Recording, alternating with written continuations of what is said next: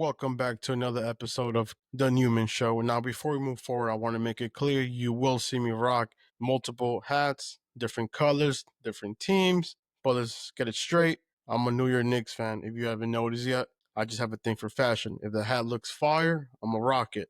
Just letting you guys know. Now, today we'll be discussing topics about my early life in retail, early life in sneakers, early life in multiple brands that I fell in love with. Some I got tired of, some I move on, some I'm still addicted to. We'll be discussing it today. Now let's jump right into it. I'm gonna say before I was a teenager, I was already exposed to sneaker culture. It was around me, it was in music, it was in videos, all over the TV.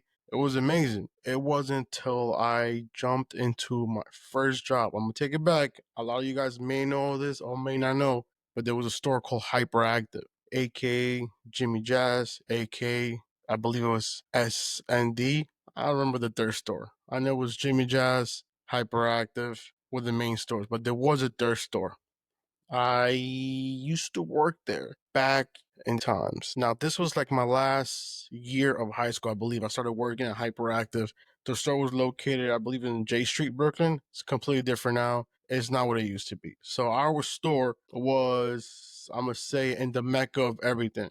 Across the street, we had multiple sneaker stores. Next to us, we had sneaker stores. Everywhere you went, you had sneaker stores. We were in the mecca of the sneaker culture. I remember seeing Dipset pull up across the street to buy sneakers. You had people from Missy Elliott, I think even Nelly at one point. Multiple artists would just pull up to J Street to do their shopping. And I remember the commotion when a new pair of Jordans were about to come out.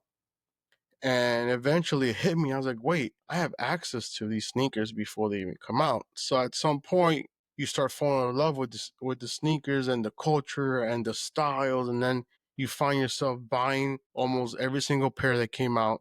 And at this time, I remember it was the era when they were dropping all the 14s, all the 8s, the defining moment. Don't ask me if you don't know about that. I'm sorry. Do your research. It was the defining moment package. It was a box of twos. It was the most beautiful sneaker ever.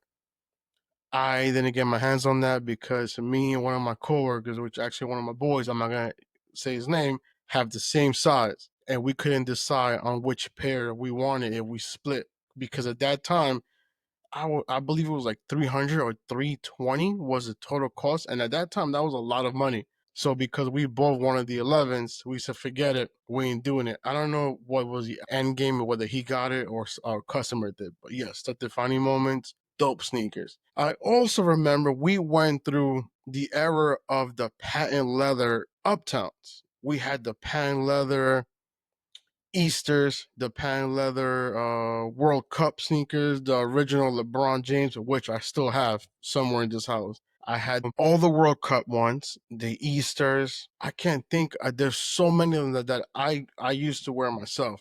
So that was a different era. Then I remember how the hype would get crazy, and you were able to trade shoes. So you will go next door and hey, listen, let me get this, and I'll say, okay, I'll give you this, but I'll trade you for this. And that was when I started to learn about trading. Like you would trade two pairs for one exclusive, or they'll tell you, I'll give you two for this. And it was insane.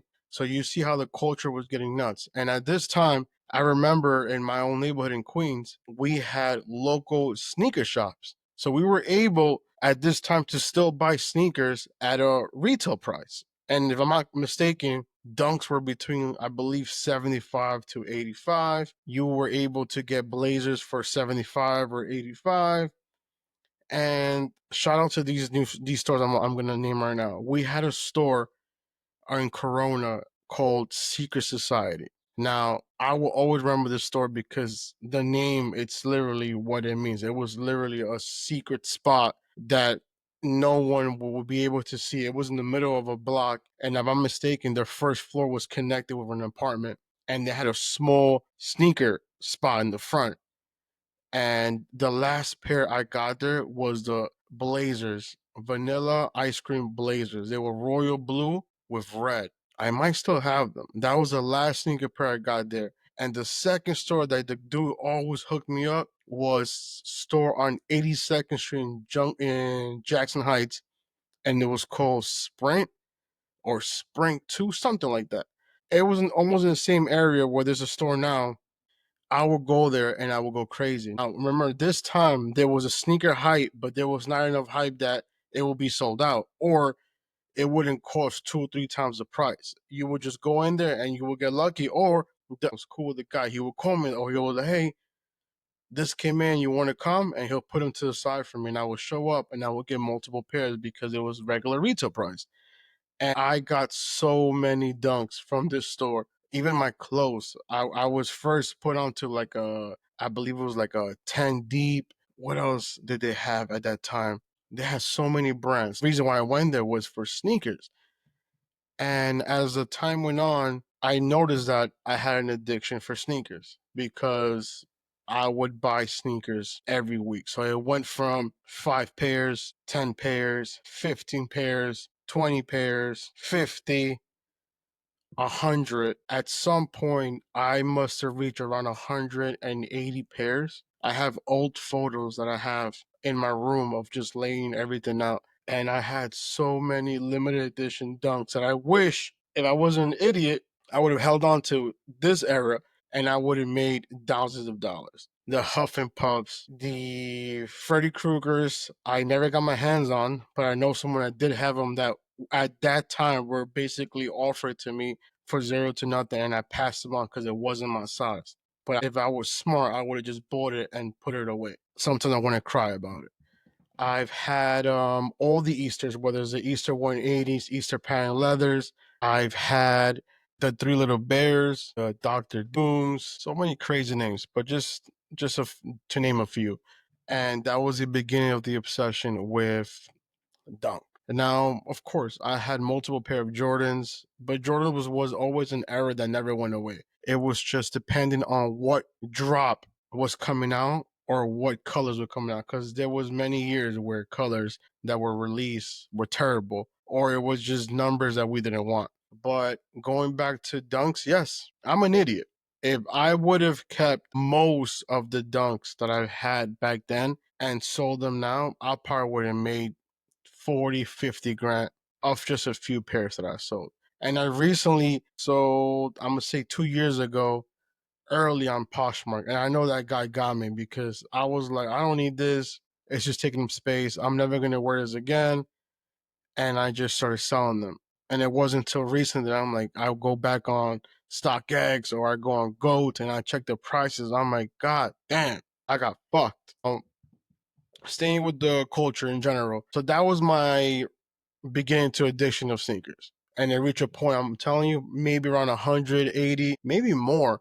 It was to the point that every time I went out, I came back home with at least 2 boxes, if not three. And my friends thought my house was a closet because they would just come in and be, hey, let me hold on to these. Hey, let me rock these. I'm gonna, and I wouldn't care. Same thing with my hats. You know, if it fit, take it. And I knew I could get more of it because at that time, it wasn't hard to get sneakers. If you love something, yeah. And not to mention, I didn't even go into detail about Soho. So Soho back then was Sneaker Palace.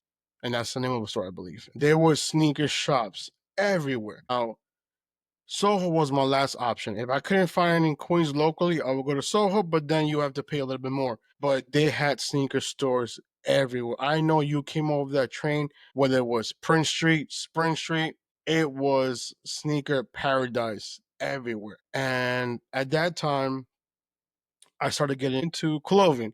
And I remember Supreme. Supreme back then was awesome. They had good drops. I even think the quality of the clothes was better back then. It was just a good experience going to Supreme. I remember you had Flight Club around there. They had a lot of stores within the same block, multiple sneaker stores, multiple clothing stores. I used to love going to Studsy, and it was just dope. You would go to Studsy, and you'll go shopping there, get a nice T-shirt. It was always like a weird price. It was like either like 28 or like 38. I used to go to the store across the street from Supreme. I forgot the name of it. It's been so long. And I remember I bought this fire shirt that said "Kicks is crack." I love that shirt. I would wear that shirt till the letters came off because it was an amazing shirt. It was a great era. I miss those days. I miss the days of we would just get up and take the train to Soho and just pay regular retail price for stuff before things got crazy. Now, fast forward, I also went through my polo era. Everyone in New York becomes a polo head at some time. Shout out to my boy. We used to go to Macy's a lot. We used to go to Bloomingdale's in the city, and we would always get polo stuff, whether it was polo towels, polo sweaters, jerseys, shirts, accessories. Always had the wallets, the watches, whatever you could get. Polo boots, cookies. If you know about the cookies, it was amazing. Great times. It's not like that no more. You fast forward.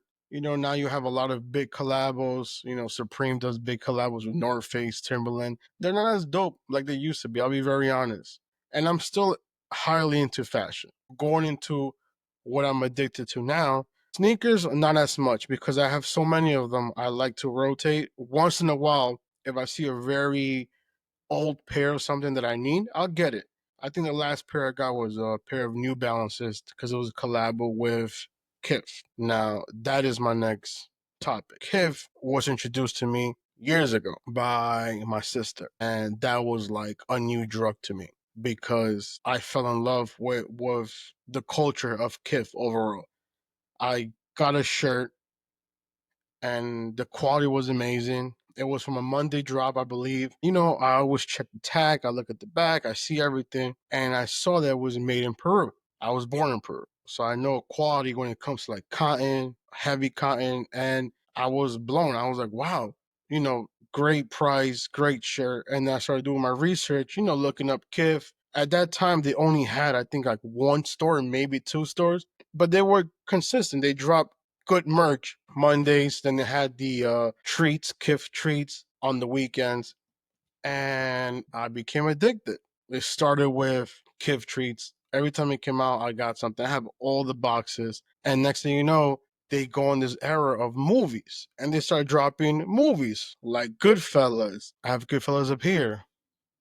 I have Bronx Tale. I have hats for almost all of the movies they have dropped, whether it's Marvel, whether it's DC. I have New Balance Kith sneakers. I have Uptowns that are Kith Knicks sneakers. I have almost every single Kith Knicks hat that has came out. Yankees. I'm fascinated with their culture, the way they keep good products, and the way that they limit certain drops. Most impressive thing that they applied recently that I was like, this is dope, was the loyalty program. Now, when it was announced, I was like scared. I was like, damn, I wonder if they're going to start from the moment that they drop the app or whatever, the login, or are they going to look at your account and say, hey, you've been a customer since 2000 and something? Of course, with my luck, it drops and they go back with my purchase history. And next thing you know, I'm a top tier. I can't show you the app because it's crazy, but let's just say it's up in the 20,000s. You do your math for how many points per dollar. But 20,000 plus points. I have done the loyalty program that you purchase something, you get it 6 months later. I know I'm crazy. It's worth it.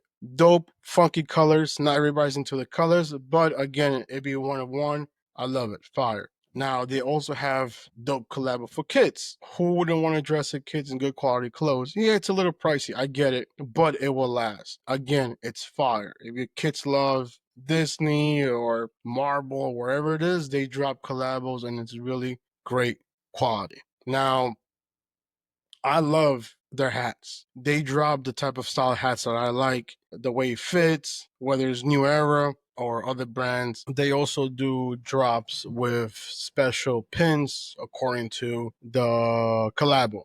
They do have high end stuff. I believe it was Giorgio Armani. I can't afford that. Now you're talking three, four, $500 for a shirt or sweater. Those drops to me don't really make much sense. They must be targeting celebrities because if you know about Kith, you see Kith at MSG. They have Kith for Knicks, Kith for Yankees, and it's fire. But yes, once in a while they do have questionable drops that obviously I can't afford. Sorry, I'm thirsty. Now, besides that, I love him. I hope my dream one day is to have some sort of collabo or I can represent their brand. I wear it almost every single day. I have a lot of Kith stuff. The only thing I am missing is I don't know why I've never purchased a poster. I should have purchased a poster for the most fire drop they had all year, which was Scarface. I did get my hands on t-shirts. There's certain drops that I missed that I wish I could still get my hands on. I didn't do good with the BIG drop. I missed out on some of the Coca-Cola one, which was fire. Some of my favorite drops, obviously Bronx Tale, Goodfellas, either from Kith Treats. I even love they had the Cheerios, fire. Sounds crazy, but the t-shirts are fire. All of the sports, I have the Yankee sweaters or hoodies, whatever you want to call it, fire. Of course, Knicks crew necks, Knicks hoodies. I have a Knicks jacket, all Kith. Sorry, love my Knicks. They have a drop. I'm gonna get it one way or another. Now, fast forward to this era, still talking about Kith. Besides that, I don't really mess with anything else. Again, I try Supreme, but personally, I think they fell off. It's not what it used to be. It's not nothing of artwork that attracts me. Their drops, collabs with Timberland,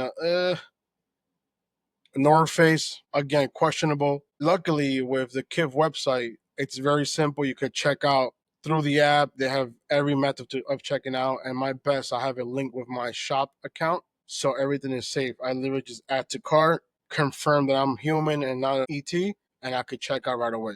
So I've been blessed with that. And of course, the best thing about being a Kith loyalty member is that you get early access. That is the best thing that anybody came up with. Genius. A day before the drop, you get access for a few hours before everybody else, and you get to check out. They have gotten a lot better with their shipping time. A few years ago, sucks. It would take 2 weeks or it would take forever or you had to send a message, but no, they fix all that. I'm talking about if I buy something on Monday, it's being prepared to ship Wednesday night and I get it by Thursday. Amazing. Now there is other brands. I believe it's called Para. Dope. I see it. There's a store in Queens that I go to, which is Extra Butter. Shout out to Extra Butter. Dope store. I like the outlook. They have a lot of stuff. But of course, again, they're in competition with other stores. I go in there wearing something. I'm like, hey, that's our competition. Oh, and they also have a store in Queens. I think it's called Renters. I think they're the same company. I believe they own each other. Someone owns somebody. I don't know. Now, there is one store that I remember a lot growing up too. I don't know if you guys might know this, it was called Vinny's. Vinny's was popping. These guys had the exclusives for everything. I don't even know if Vinny's is still there. It might still be there. But back then, that was the store. They had the original Brooklyn t-shirts. You know, you know. Now, they had so many exclusive sneakers. One of them was Creative Recreations. If you know, you know. They had the Pharrell Williams ice cream sneakers, fire. They were like, those puffy sneakers with dope colors. They were the originals for a lot of sneakers. A lot of the sneakers, besides your regular Nike or Adidas or New Balances, you would go here and they had the exclusives. And they were very popular and well known for their Brooklyn t shirts. If you needed a last minute outfit, you would go there. Vinny's was the spot. I'm trying to think of what are the stores I could have missed that made some sort of impact growing up, but I think I covered all of them. We had a lot of good stores in Queens. Again, shout outs to Spring, shout outs to Secret Society. There isn't a store, All the Rights, which is also in Corona. I don't go there as much. I used to go there when I was younger back then, a long time ago. I got a dope sweater. I don't remember the brand, but I remember it was fire because it's the same sweater that Raymond Felton is wearing from the Knicks when he's arrested. And they took a picture of him and they put it on the newspaper. So you want to look it up, you can look it up. It was Raymond Felton from the New York Knicks. The day he got arrested, he's on the cover of the newspaper and he is wearing that same, it's like a black knitted sweater with some dope design. My homegirl used to work there. She called me, hey, come through. I got this for you. Got my size. fire. I still have it. I only wore it that year, but I still kept it because I knew it was fire. I might pull it out one day. Went through the era of New Balance. New Balance back then was $45 or $55. Best, most comfortable sneaker, colorways. It was amazing. Nowadays, they're expensive. I'm not gonna lie, but I still get them. I have a lot of pairs. Same thing for kids, sneakers, always essential. The essential era that we recently went through, it was dope, but the fit wasn't for me. I'm a big guy. A lot of the clothes didn't fit right unless you had to get the box look. But even with that, I still couldn't figure out my size. It was either too big or too small. You were never able to get it. I do own hoodies, but I've never purchased a proper size for a t-shirt. Maybe this winter I'll try. Now, where is the sneaker culture going now? It's hard to say. I really don't know. There's a lot of sneakers I hold on to just to look at the price, whether it goes up, whether it goes down. I've been a reseller for many years because a lot of things I don't hold on to, like I mentioned before, I just sell it. I was a huge fan of the Air Max 1 premiums. I used to have a lot of colors of those and exclusive ones. Foam posits, Jordans, a lot of different type of Air Max, almost every type of sneaker. Now, I don't know what direction it's going. It's hard to say. I see Kith having a good long run because of the quality they put out. There is other brands that do the same, not just them, but I fuck with Kith, so I'm gonna keep bringing it up. Sneaker wise, Jordans. It's hard to say. You could find them in Foot Locker, you could find them in Champs. The hype is not there no more. Travis Scott's are gold still. The guy makes great music and his brand sells. I have yet to land a pair that I actually kept. There was two pairs that I won before on the sneaker app. Shout out to the sneaker app. But I sold them. There was no point. You outweigh what you pay and what you could resell it for. I'm not stupid. You pay $125 or $150 and it's going for 2,500. I'm selling it. I'm not gonna keep it. There is a lot of sneakers that he drops that are questionable, but they sell. Whether it's the colorway, whether it's the style, and you know how Nike does with a lot of these celebrities, you get the colors that nobody wants. So it's either they move or don't move. You see someone like Bad Bunny that has his deal with Adidas. A lot of those colors are questionable. Well, a lot of the sneakers are fire. I wouldn't wear them. It's not my style, but I like them. Travis Scott's 90% of them are fire, and they drop some really crazy colorways that are again questionable, but you could rock them or even just to own them.